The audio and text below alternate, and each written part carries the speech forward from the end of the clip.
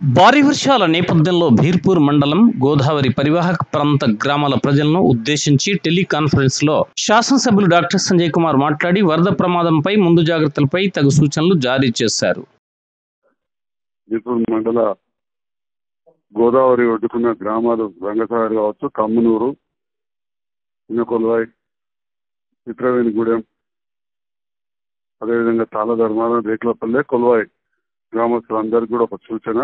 కడెం గేట్లు అయితే దాదాపు 2250 క్యూసెక్ల నీళ్లు ఇచ్చిండ్రు. అంటే దాదాపుగా వరద ఫుల్ వస్తుంది గంగరా. ఎవరు కూడా అటు గోదావరి దిక్కు పోవద్దని చెప్పి విజ్ఞప్తి చేస్తా ఉన్నా. పశువులను కూడా పోనీయద్దు. ఇప్పుడే 7:30కే ఇచ్చిండ్రు. నాకు మెసేజ్ రాగానే మీకు ఫోన్ చేస్తా ఉన్నా.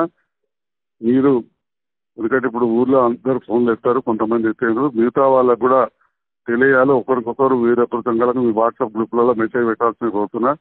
మీ గెలిపించిన ఎమ్మెల్యే సంజయ్ కుమార్ మాట్లాడుతున్నా, సంజయ్ డాక్టర్ మాట్లాడుతున్నా. దయచేసి అప్రమత్తంగా ఉండండి. పశువులను కూడా పోనీయకుది. ఎవరన్నా పొద్దున అటు పొలంకి పోయిన వాళ్ళు అందరూ కూడా ఇళ్లలోకి రావాలి.